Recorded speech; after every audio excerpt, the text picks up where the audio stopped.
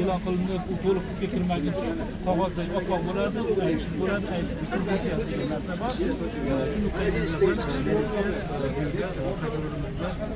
qonunchilikka nima qilinishi aslida menda bir shubhaga o'xshagan narsa paydo bo'ldi, lekin men buni amaliyotchi bo'lganligim uchun, juda ko'plab sudlarda yurganligim uchun men bu prokurorning hozirgi holatini tushunaman. Chunki hamkasblari bu kishidan avval o'sha ayblov xulosalarni tasdiqlab bo'lishgan. Bu kishini hamkasblariga qarshi borishi menimcha bilmadim, endi yozilmagan qoidalarga ko'ra ehtimol noto'g'ridir.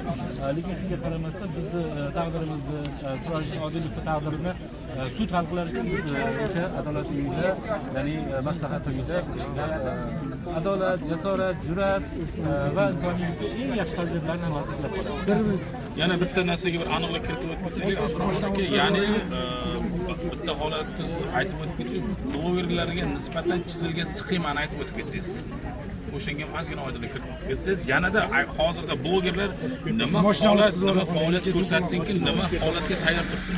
Endi bitta narsa, mana qonunsizlik seminarlarda ham, boshqa o'quv nima holatlarda ham aytaman, imkon qadar pullik munosabatga kiritmaydi. Chunki pullik munosabatlar bu litsenziyalangan faoliyat turiga kiradi. Pullik munosabatlar, advokatlar yoki boshqa bir litsenziyalangan maxsus nimalar olib boriladi.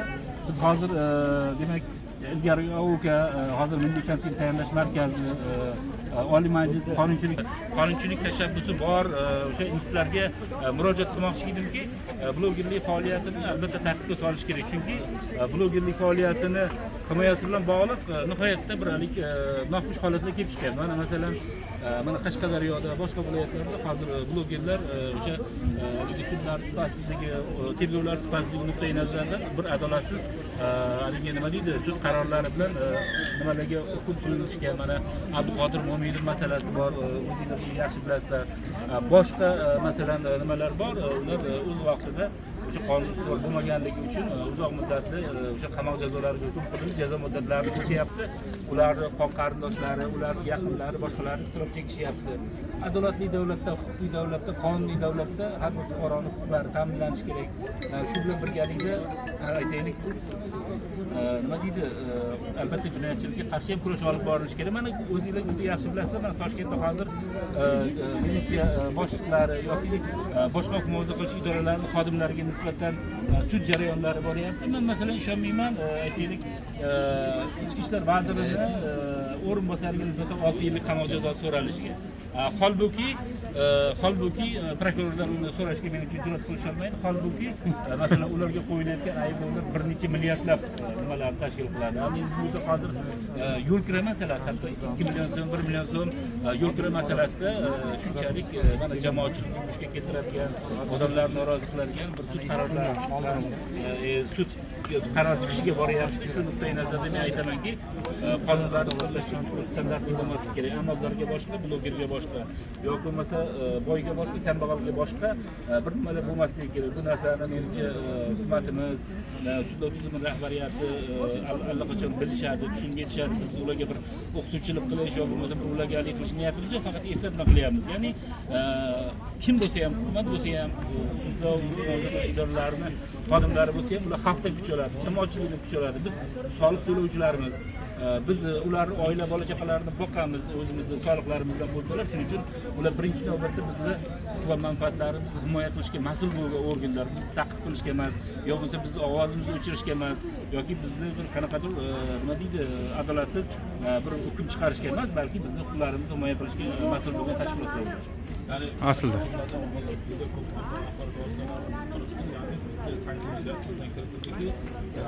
aytib o'tdingiz, ya'ni blogerlarga nisbatan qaysidir holatda qonun ishlab chiqishlik va ularning huquq manfaatlarini himoya qilish to'g'risida qonunlarni yo'lga qo'yishligini siz boya aytib o'tib ketdingiz. Bu holat bo'yicha balkim yuqorida turuvchi rahbarlar, administratsiya balki shu narsani bari sizni eshitadi. Shu holat bo'yicha blogerlarga qanaqa? Endi masalan har bitta jamoat vakilining o'zini ovozi bor, har bitta jurnalistning o'zini ovozi bor. Mana bugun men kuzatyapman, o'zlarini bir elite jurnalist deb hisoblaydigan bir ayrim toifalar blogerlarga qarab burnini jiyirib, bunaqa qilish kerak emas edi, bunaqa qilish kerak emas edi degan bir haligi kayfiyatda yurishibdi, lekin afsus ular yanglishadi. Agar voqealar rivoji tariqi ketadigan bo'lsa, ularga ham navbat keladi. Shuning uchun bu yerda birinchi navbatda hamjihatlik kerak, birinchi navbatda o'zaro qo'llab-quvvatlash kerak. Hech kim bir bloger osmondan tushgan emas yoki birorta jurnalist Marsdan kelgan emas, hammasi shu xalq farzandlari.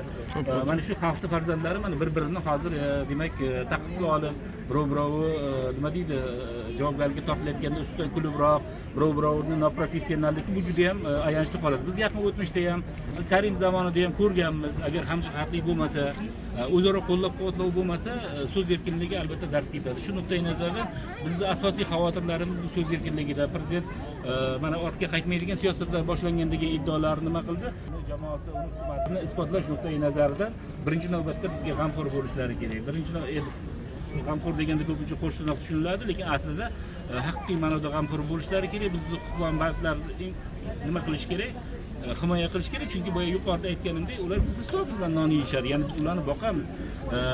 Men sudda ham hatto aytdim, aytaylik, shu blogerlik bo'lmagan paytda ham, sud, prokuratura boshqa bo'lmagan paytda ham odamlar yashagan, g'orlarda bo'lsa ham yashagan, o'sha paytda ham nima deydi, to'y qilgan, tantana qilgan, ozodbeklar qo'shiq aytgandir ehtimol.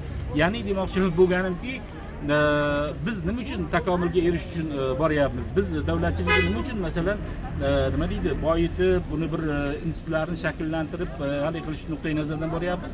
Bu birinchidan o'zimizni manfaatimiz, xalqimizning manfaati, xalqimizning huquqiy himoyalanganligi nuqtai nazaridan biz harakat qilyapmiz. Mana prezidentimiz nihoyatda ilg'or bir g'oyalarni ilgari suryapti. Mana biz tashqi siyosatimizda hozir katta bir o'zgarishlar bo'ldi va shunga yarasha o'sha blogerlarning huquqiy himoyasi bilan bog'liq agar bir harakatlar bo'ladigan bo'lsa, biz uxlayotgan deputatlarimiz, senatorlarimiz ham qanaqadir shu masalada prezidentga bir haligi hamohang bo'ladigan bo'lsa, biz bundan juda ham xursand bo'lamiz.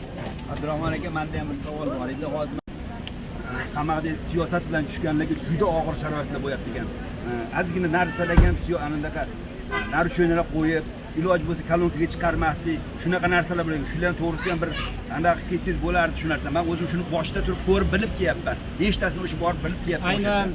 Aynan pensiya muassasalari, ya'ni qamoqxonalar bilan bog'liq vaziyatni o'zim kuzatib boryapman.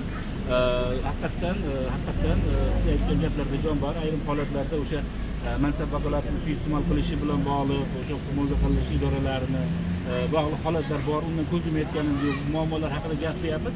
Lekin umumiy olganda qamoqxonalar avvalgidan ko'ra biroz yaxshiroq. Yaxshiroq, chunki mana yaqinda ommaviy axborot vositalarida kuzatgan bo'lsalaring kerak, Toshturmada, boshqa koloniya